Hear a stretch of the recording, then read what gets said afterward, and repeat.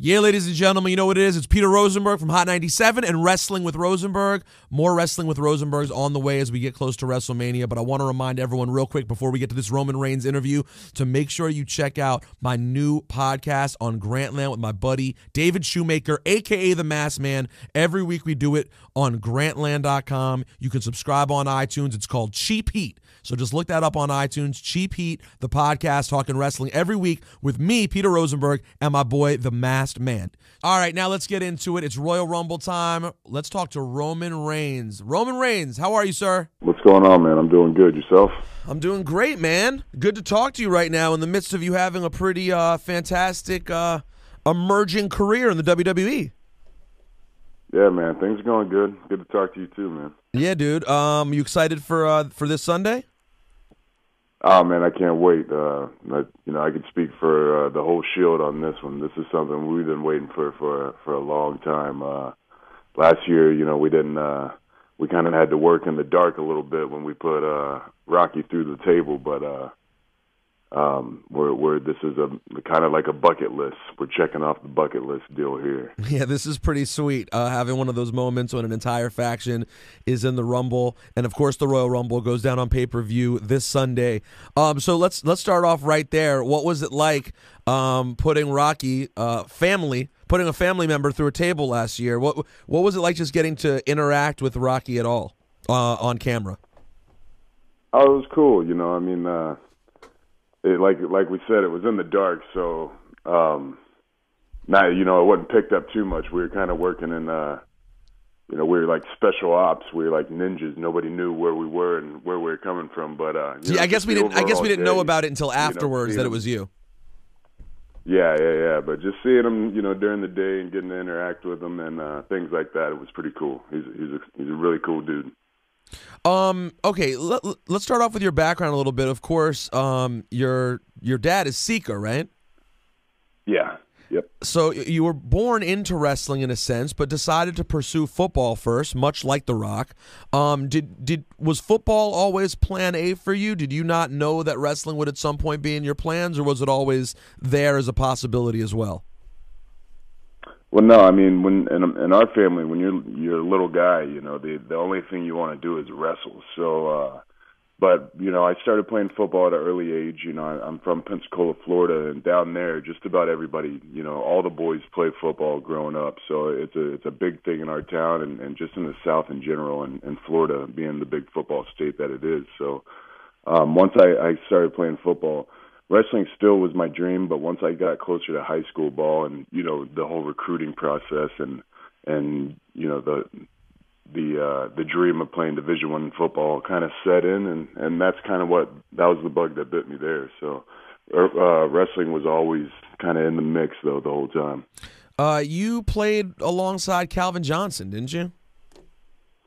Well, not alongside. I don't know how good I do out there at the split end catching balls, but I was on the other side of the ball playing D tackle. But yeah, we're on the same team. We're captains together. So I mean, just tell me a little bit. I think he is so ridiculously special.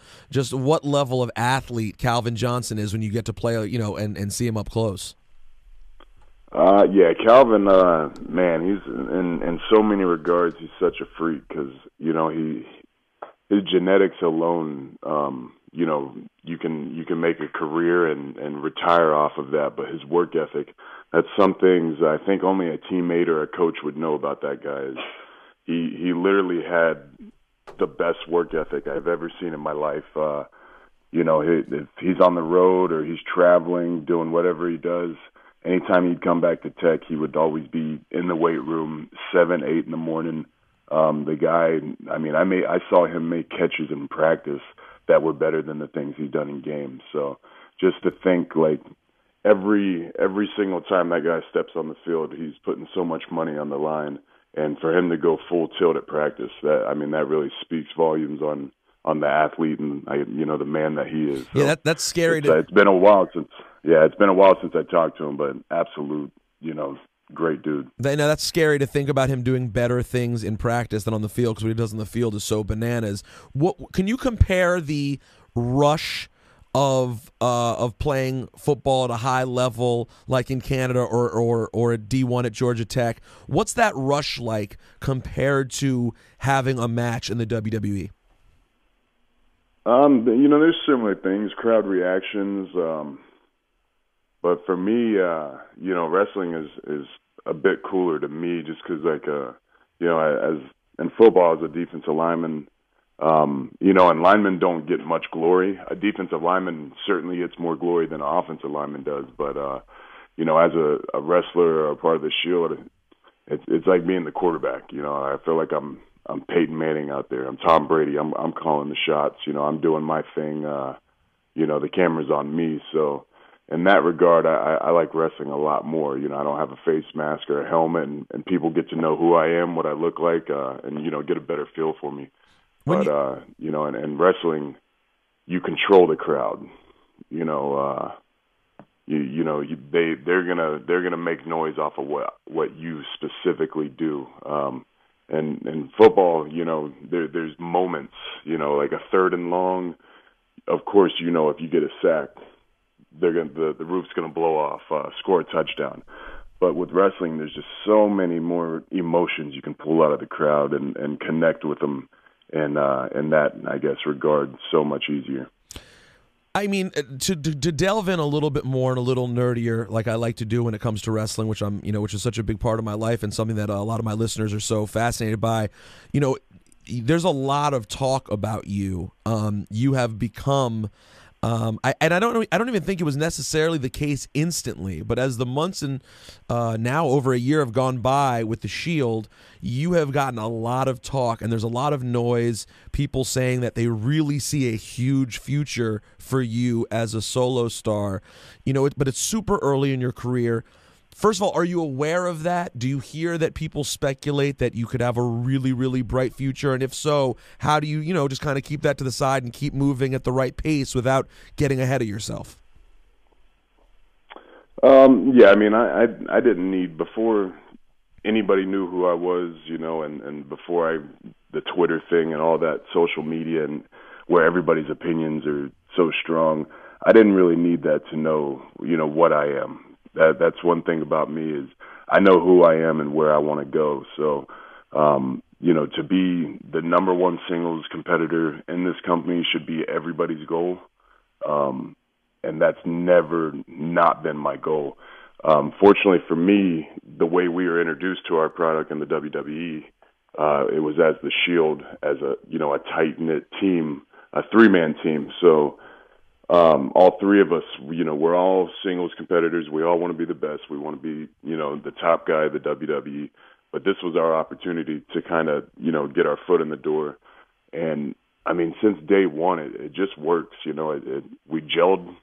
And over time, traveling together, being on the road, doing tours together, seeing the world together, it really showed that it was just meant to be. We all want to be that standout superstar, but for some reason, the Shield, it just flows. So there's something about it that we'll never be able to change that. We're always going to be a good team. Is there anyone in particular that stands out since you've gotten started that's been a real influence on you in the locker room and just kind of taken time to pull you aside, whether on the road or backstage, and give you pointers? Yeah, there's been a lot of guys, and most of them, they're not, on the active roster anymore, but, they were at one time, and they act as producers or agents and things like that. And so, there's all kinds of guys. Triple H himself, he's such a great resource. He's done it all, he's seen it all, he's experienced everything. So anytime you can tap into that resource, it's great. And there's so many. Road Dogg, he's a great help. Michael Hayes, Jamie Nobles. But one guy that really stands out for me, and not only the main part is I was able to work with him down in developmental and NXT, is Joey Mercury.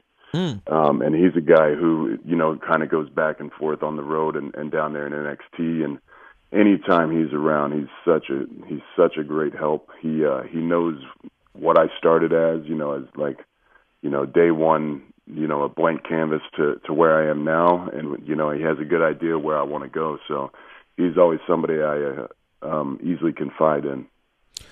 What about your family? How often do you talk to your dad and different family members about your in-ring work?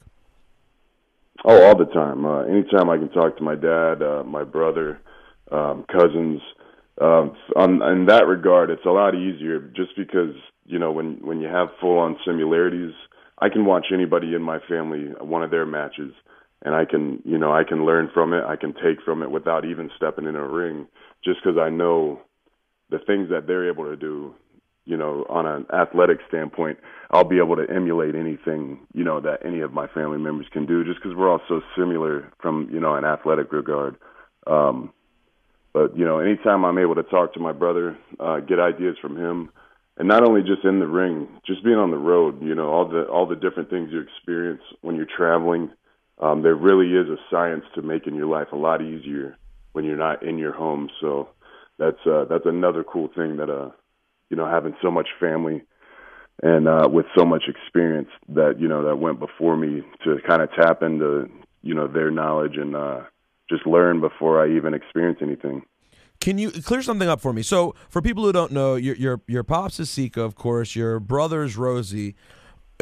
For the rest of the Samoans, because a lot of times it seems like we don't know the actual familial breakdowns. We just know you guys are all related. How are you related? Like, if I throw a name at you, how are you directly related to Rikishi? First cousin. And the Usos? Second cousin. The Rock? Cousin. What about The Rock? Yeah, like second cousin.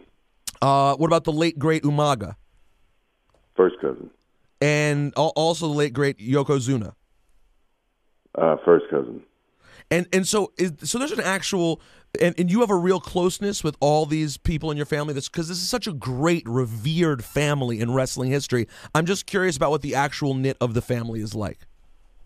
Yeah, it's funny because a lot of these guys are my first cousins, but my actual generation, I guess you would say, would be kind of with the Usos. We're the same age. We grew up together. Like their dad, Rikishi, or their uncle, Umaga. We grew up around all these guys, but they're so much older than we are. They had more of an elder feel, although they are my first cousins. There was kind of like an older cousin feel. So, but as far as like, being super tight and being around each other, our whole lives, me and the Usos, we've known each other since we were 4. And this is what a great moment this is for you guys too. I mean, it feels like the last several months, ever since really the emergence of the success of Total Divas, whether it's coincidental or because of that, the Usos now have had such a great presence on the show, and I think it's been really special to see you guys shine. This Sunday, it goes down, the Royal Rumble pay-per-view, one of the most exciting, in my opinion, the second most exciting day of the year in the WWE. And Roman, we're super excited to see what happens with you there and all the way to WrestleMania, and hopefully one day we'll have you here in studio for a good chat. Absolutely, man. Thanks for having me. I'm looking forward to this Sunday. Gonna tear it up, man. Yeah, bro. Good luck. Thank you so much.